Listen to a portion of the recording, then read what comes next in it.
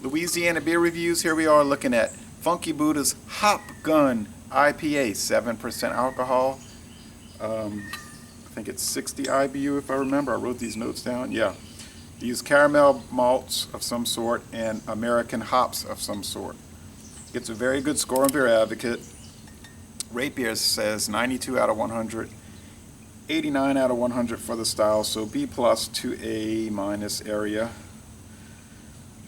Bought this at Trader Joe's on US Highway 92, on the southbound side of the road in St. Petersburg, Florida.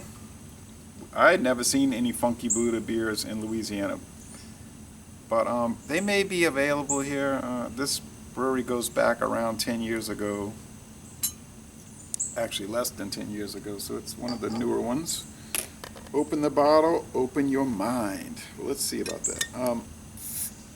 So Trader Joe's, yeah, their private label brands can be hit or miss. I understand that, but one good thing about them is you can go to their stores in different parts of the country and they have an enormous amount of local craft beers, like the ones here in Louisiana. Same thing. So I went in there and I was like, oh, I can't believe it. And I just started buying stuff like crazy, like mad, like cuckoo. Look at all this steam, smoke, water vapor. So that was very productive as far as beer purchasing. Okay. Thick off-white head, clear orange appearance, clear note. Sometimes I say things wrong. Usually when I say something wrong in the video, it's not because I'm incorrect, it's because I'm not thinking. I'm talking and I'm not thinking. Now I'll go back and adjust it. It's a hazy, opaque orange appearance. With the sun shining through it, it's brilliant. Looks like a big old orange Julius. Could be a wreck on US 61, which is so common.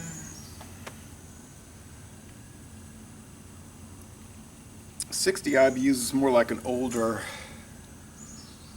regime IPA, like we would have gotten in the 90s, which is not a bad thing.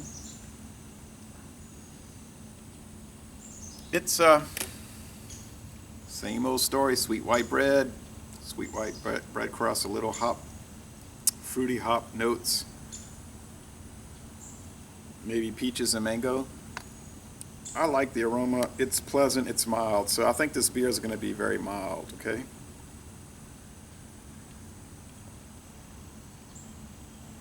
Oh, and the Trader Joe's prices were good, reasonable, fair, relatively low. There's a noticeable hop bitterness here, okay? Look how much the grass has grown in just 4 days, less than 4 days. The next day it's sprouting. After less than 24 hours, it starts looking bad. You could cut it every day and have bags of grass. You really could. It's hop forward, but there's a solid pale malt balancing act going on here. So you do get bitterness.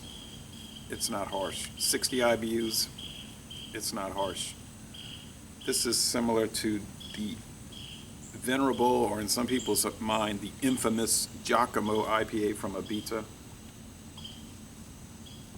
which has caused sort of like endless controversy on certain Facebook groups. Just people literally becoming enemies over it.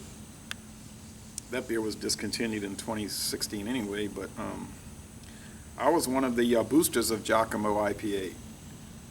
My contention was everything does not have to be super hop, super bitter. I mean, there's a place for traditional late 1980s India Pale Ales, but people just would go crazy, you know, it's terrible, it's horrible. I was like, if you want to say it's dull or whatever relative to other super hop, ultra IBU ales, fine, but where's this horrible, terrible coming from? I don't understand all that. And people might say that about this hop gun. Ah, it's hop gun. It's not that hoppy. It is hoppy. Not furiously so.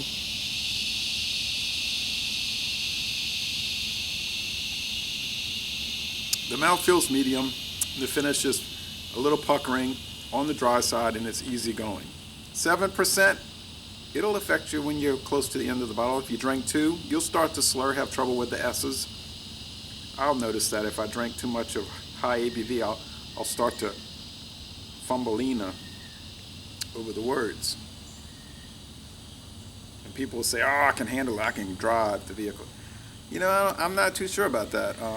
You think you're okay, but if you're already 2 beers in and you're starting to fumble with the S pronunciation and slur a little bit, you're probably not in as good a shape as you really think. And that's why I prefer to drink at home. It's just too much trouble to be on the road. It's not. I don't ever go to beer festivals or anything like that, because I'm here, all right, I'm home, I'm walking, I might go walking, whatever, okay, fine, I'm not going anywhere. But other people got other ways of running it. Okay, so it's mild, or as we like to say, old school IPA. But it's so nice. In fact, it's lovey-dovey. I'm tired.